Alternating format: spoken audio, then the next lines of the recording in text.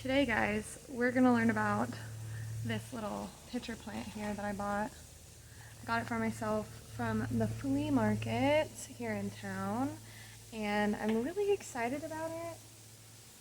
But if you can't tell, it's already kind of sad. I've had it since Saturday. It's now Tuesday. And it was inside of the flea market. This lady had a really nice plant area set up with pitcher plants and orchids and all kinds of stuff, and they look so fantastic. And she gave me a few instructions: half sun, half light, and under this overhang here it gets that. It's also been raining for the last 2 days on and off, so I figured that it would be happy out here, but I think I made some mistakes just hanging it and leaving it right there, so I've been doing a little bit of research, and you're gonna come along with me while we try to figure this out together. I don't know how well this is gonna work, but we'll see. So I have this, and I have rainwater, so I'm literally just pouring the rainwater in here. There's no other nutrients, there hasn't ever been any soil in here. Ooh, that's not as strong as I thought it was. She said to bottom water the pitcher plant. We're gonna do it. We are bottom watering because it is planted in sphagnum and peat moss, and they are subtropical plants that grow in swampy areas. It likes the substrate to stay moist. I'm trying to figure out how I'm gonna do this. Look at this beautiful, oh my gosh. I'm so excited. Okay, so I've decided, you just hang out there for just a laundry basket to put this on top of because I'm having issues with my heights here. Better? Okay, you can't see me. Whatever, it doesn't matter. It's not about me. It's about the plant. So, we have our pitcher plant, and we're gonna move these little guys out of the way, and we're gonna set her down in here into the rainwater. Some of this really needs to be, I need to get better at this. As you can see, some of these pitchers are starting to brown a little bit, but there's no, oh, there is liquid in there. Wow, okay, it's working. Hello everybody, I'm gonna try to start this over. This is my new pitcher plant, and I don't think I followed instructions very well because I don't know if you can see, but some of these bigger pitchers are fully dying off already. So we're gonna see if we can fix that. I have this guy with a little tiny spout, and I'm gonna put some rainwater in it because I don't have any distilled water right now. And the first thing I'm gonna do is look around for some pitchers that still have some green on them, and I'm just gonna pour some of this rainwater into the little pitchers. That one is leaking, so I might have to cut it off, but it's okay. So when I bought this plant, she packaged it in a plastic bag, and some of the pitchers got turned upside down and their liquid kind of poured out.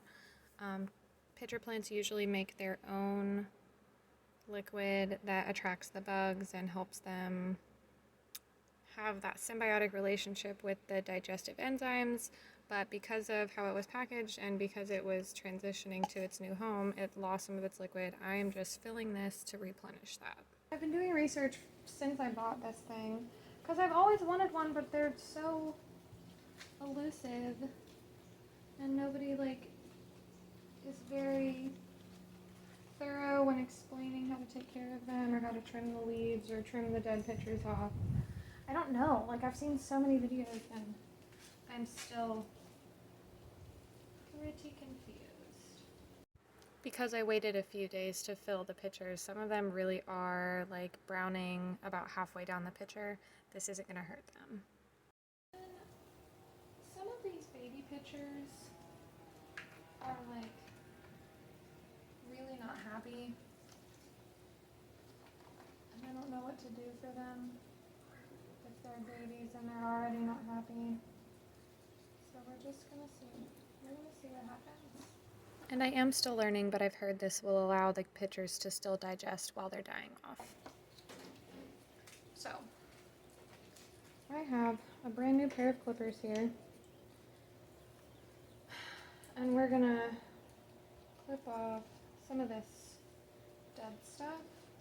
I have been told that you shouldn't clip it all the way at the leaf because these little tendrils are going to die off, and if they get cut too short, then the tendrils will die off and start killing the leaf. So we're not cutting them close to the leaf unless they're already close, like this one. Oh, don't do that.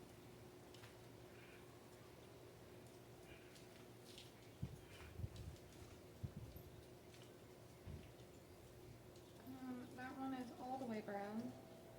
So we're going to cut this one down here so you can see it. Look at that guy.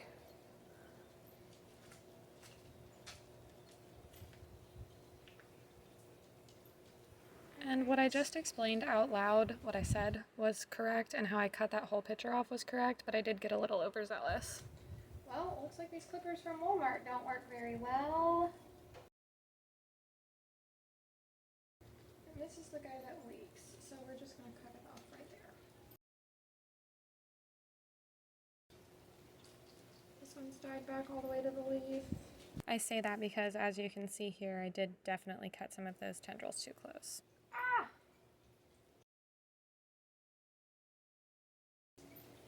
I know you guys can't really see what I'm doing back here, but we'll pick some up front here. So this one is brown, but not all the way, so we're just going to do that. This one is brown all the way to the leaf, so we're going to do that. So like right here, that leaf is probably going to die all the way off now because I'm a silly goose. This one is brown all the way to the tip of the leaf, and it looks like it's starting to kill the leaf, so I don't want that to happen. This one is all the way back. It looks like we lost a baby pitcher on that one. That sucks. I've also seen that you don't want to trim the actual leaves until they're all the way brown, so like... And here I go trying to find a brown leaf example for you. Don't let it do that either. What the French toast? The care instructions on the tag I was given just say to fill with 1/2 inch of water and give it half sun, half light. So it didn't give me much help, but it's good to read those. And featuring my hands of overwhelm.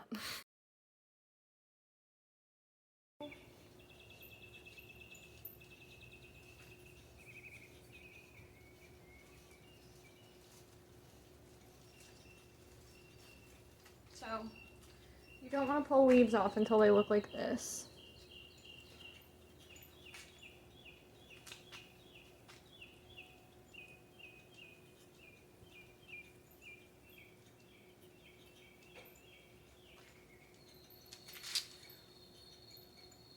I'm starting to think that I don't know enough about this plant.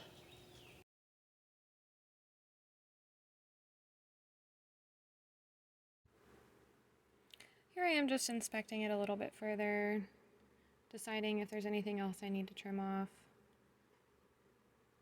I'm still learning very clearly, and I'm pulling off some of the lower leaves here just so that new growth down at the bottom part of the stem can get some sunlight.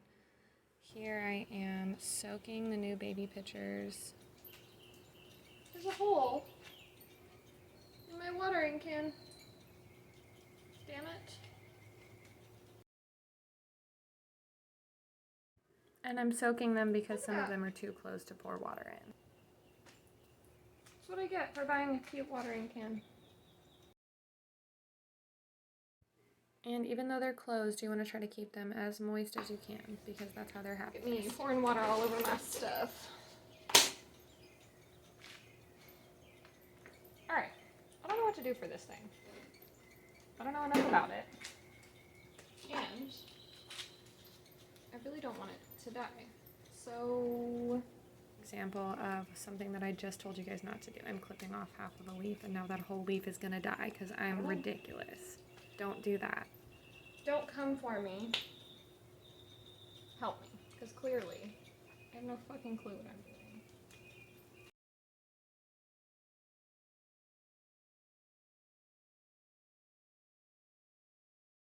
As a new pitcher plant mom, I'm going to continue to do research on this plant, and I will take you guys along the journey as I learn new things. Thank you for coming along with me today, and thanks for sticking through it this far. I appreciate you guys.